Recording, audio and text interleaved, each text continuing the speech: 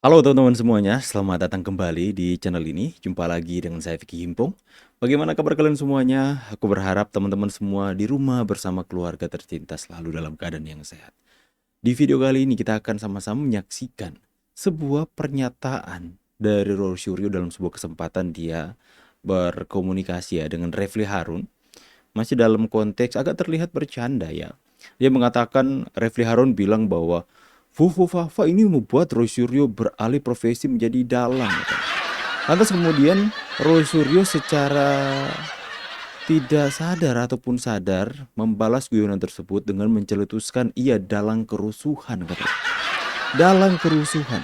Apakah itu dia sengaja mengatakan sebagai guyonan atau secara alam bawah sadar dia itu mengetahui bahwa dirinya itu adalah dalang kerusuhan, dalang kegaduhan atas bangsa ini, teman-teman. Bisa ya, bisa tidak. Kita sama-sama saksikan dulu video yang satu ini, teman-teman. Let's go. Bumi goncang-ganjing, langit kelap-kelap demi kejayaan negara Wakanda. Maka tepuk tangan warga akan mengiringi kedua Petro ini digantung. Tancap kayon, selesai.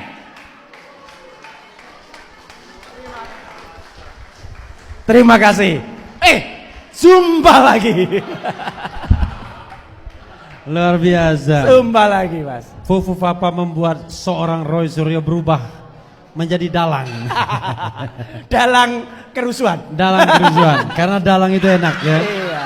Kawan-kawan semua, saya harus Fufu Fafa berhasil merubah seorang Roy Suryo menjadi dalang. Seketika dia menjawab, dalang kerusuhan. Apakah itu sebagai guyonan saja? Saya pikir itu secara alam bawah sadar Roy Suryo bahkan dalam ingin menciptakan sebuah guyonan.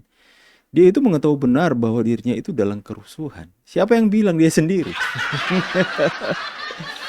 Dalam wayang yang dia mainkan, sekalipun dia berkamuflase mengatakan bahwa ini tidak di Indonesia ya, ini di negara Konoha. Ya, dia pikir masyarakat bodoh. Tentu saja apa yang dia pamerkan itu adalah tujuannya kepada Pak Jokowi dan Gibran. Dan orang ini pengen sekali Pak Jokowi dan Gibran digantung lewat dari wayang yang dia mainkan. Seperti yang dia katakan tadi. Rakyat katanya akan warga bertepuk tangan ketika dua Petro ini katanya digantung. Dia mengatakan ini tidak di Indonesia di Konoha, tapi di gambar belakangnya itu ada gambar Mas Gibran. Ya teman-teman ya. Pengen sekali orang ini melihat Pak Jokowi dan Gibran digantung. Coba kalian bayangkan etikanya di mana. Mengaku seorang pakar telematika tapi bahasanya itu benar-benar ngawur ngidul, teman-teman. Ya, bukan Pak Jokowi dan Gibran yang akan digantung. Sebentar lagi Anda yang akan dikerangkeng ya. Ya, Anda yang akan disel dan selamat merayakan tahun baru di penjara, hei Panji. Ya. Dengan secara tidak sadar dia mengatakan dirinya adalah dalang kerusuhan. Sekalipun dia mengatakan, itu guyonan bersama dengan Refly Harun. Tapi kenapa seketika Anda mau membuat guyonan dengan mengatakan diri Anda adalah dalang kerusuhan? Jangan-jangan memang benar Anda adalah dalang dari kerusuhan selama ini. Kita saksikan video selanjutnya, teman-teman. Di situ sudah sebut praper ya, pra peradilan. Ada juga misalnya nanti tiba-tiba dilakukan, ya siapa tahu seperti kemarin kan ada abolisi, ada amnesti. Kalau amnesti kan harus dihukum dulu, itu atau ada abolisi atau ada deponering. Yang paling menurut Anda paling berpotensi untuk kasus Anda? Tunggu tanggal mainnya. Oke, berarti Anda masuk ke dalam bersama dengan Dr. Tifa. Ya, klaster peneliti. Klaster peneliti. Klaster peneliti yang dikriminalisasi. Anda merasa di Oh iyalah, itu kan melakukan penelitian, itu kan ada jaminan dari Declaration of Human Rights. Dijamin juga dari Undang-Undang Dasar 45 di pasal 28F. Dijamin juga di kebebasan orang untuk keterbukaan informasi publik, Undang-Undang 14 tahun 2008. Karena yang kami teliti itu adalah dokumen publik. Kecuali itu dokumen private, dokumen rahasia kita bocorkan. Dan itu dokumen publik. Disebarluaskan, sudah disebarluaskan oleh orang lain. Kita hanya meneliti itu benar apa enggak. Nah gitu. Jadi ya kami dikriminalisasi dong. Tapi ya nggak apa-apa lah, biarkan saja masyarakat yang menilai. Termasuk juga jeratan pasal berlapis kepada Anda dan juga ya itu kita senyumin aja lah. Artinya ada pasal 310, 311. Padahal dua-duanya itu kalau waras kita, ya itu nggak bisa diterapkan bersama-sama. Kenapa? Ya satunya kan pencemaran nama baik, satunya fitnah. Ya, lah kalau sudah yang satunya pencemaran nama baik, ini berarti berlawanan dengan yang fitnah dong. Kalau fitnah itu tadinya tidak benar atau tadinya benar dibuat tidak benar, itu fitnah. Kalau pencemaran nama baik itu tadinya memang ada, tapi kemudian kita plesetin, nah itu kan pencemaran nama baik. Sama dengan pasal 32 dan 35 Undang-Undang ITE. Kebetulan saya ikut yang membuat. Jadi sesat ini karena pasal 32 dan 35 itu sebenarnya untuk sebuah dokumen elektronik yang kemudian itu dibuat menjadi seolah-olah asli, atau dokumen ini yang tadinya asli dirusak menjadi tidak asli. Itu dokumen elektronik. Lah kalau saya nggak pernah pegang dokumen elektroniknya gimana? Dan itu biasanya digunakan untuk e-commerce. Yang ini diselundupkan pasal itu. Tapi nggak apa, biarin aja. Biar ini menjadi wacana yang bagus untuk masyarakat. Biarkan juga masyarakat menilai, dan biarkan juga petugas atau penyidik itu nantinya tidak mengorbankan orang lain. Seperti dulu kasus Gus Nur dan Bambang Tri, yang sayang beliau mungkin tidak bisa bertahan dengan bagus dan akhirnya kena. Tapi kalau ini, kita harus mendidik masyarakat juga Mbak Desti, bahwa pasal yang tidak seharusnya dikenakan, ya jangan diselundupkan, jangan dikenakan. Jadi nggak apa-apa, kita challenge saja nanti. Termasuk juga apakah nanti Anda dan bersama kawan-kawan yang lain juga akan mengajukan gugatan pra peradilan terkait? Nah, itu nanti dulu. Ya, mungkin kita bicarakan dalam on point edisi berikutnya. Biar part selanjutnya begitu Iyalah, masa semuanya dibocorin? Senyum dong nanti Mas Pange. Oke. Termasuk juga Anda sudah siap untuk pembuktian ketawa. nanti sampai kalau memang sampai ke Nanti pura-pura persidangan. nangis, pura-pura sakit, siap. Sejak nggak awal. ketangkap. Ya, sejak hadir di sini, sejak saya diundang pertama kali di Polda Metro Jaya, waktu itu statusnya adalah sudah menjadi naik ke penyidikan. Kan malah kita ketemu pagi-pagi. Itu kan menunjukkan kalau dimanapun saya siap.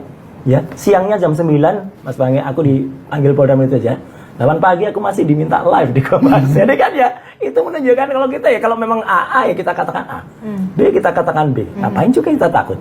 Wong kita ini memberikan pemahaman dan pelajaran kepada masyarakat. Dan kali ini itu dokumen publik ya. Termasuk meracuni masyarakat, termasuk bukan juga memberi soal pemahaman. mempersiapkan bukti-bukti yang nanti Oh, Anda iya. bawa ke persidangan. Pasti kalau itu naik ke persidangan loh ya. Memang ada potensi apa lagi? Banyak. Salah satunya Iyalah, salah satunya titik. restoratif justice maksud Anda? Banyak. Udah kelihatan makin sakit ya teman-teman ya. Ya bolehlah Anda ketawa. Ya sebenarnya teman-teman, hari ini saya pengen adakan syukuran. Tapi untuk menjadi status mereka menjadi tersangka, saya pikir mending kita sekalian untuk melakukan syukuran ketika mereka sudah ditangkap. Ya akan ada proses lagi, yaitu pemeriksaan tersangka teman-teman. Nah ketika surat penangkapan, surat pemanggilan kepada para tersangka ini mereka penuhi, mereka akan diperiksa oleh Polda Metro Jaya dan tidak akan pulang lagi. Karena kemungkinan besar mereka akan ditahan. Dan kemudian kemungkinan besar kita akan melihat mereka akan pakai rompi orange. Detik itu juga kita syukuran teman-teman. Kita syukuran, kita rayakan. Kalian lihat, orang ini masih dengan sangat pede, bahkan berharap mendapatkan abolisi dan amnesti dari Pak Prabowo. Ya, dia berharap bahwa Pak Prabowo berada di pihaknya. Ya, dia berharap bahwa Pak Prabowo akan menyingkirkan Pak Jokowi dan pendukung Pak Jokowi hanya untuk membela Roy Suryo dan kawan-kawan. Dia berpikir Pak Prabowo adalah orang yang akan merelakan ya reputasi politiknya hanya untuk membela para pemfitnah ini. Ya nggak mungkin lah ya teman-teman ya. Ya, kita sama-sama tahu pendukung Pak Jokowi di Indonesia masih begitu banyak. Dan ketika Pak Prabowo memilih untuk memberikan abolisi dan amnesti kepada mereka, tentu saja itu dengan kalkulasi yang ada, Pak Prabowo pasti akan melihat, wah ngapain saya membela mereka, sedangkan selama ini ya pendukung Pak Jokowi itu berada di satu barisan dengan Prabowo Gibran hari. Ya, berharap mendapatkan amnesti dan abolisi. Sebentar lagi makin sakit. Awas loh ya. Kita lihat si Panji ini pura-pura duduk kursi roda ya. Pakai penyangga leher lagi. Drama penangkapan teman. Nanti kita bahas edisi selanjutnya tentang drama penangkapan. Ya. Kenapa itu sangat melekat dengan Roy Suryo soal drama-drama ini? Karena sudah ada rekam jejaknya teman-teman. Ya. Kita nantikan mereka pakai rompi orange, detik itu juga kita pesta. Oke? Saya pamit dulu. See you on the next video and God bless. Bye guys.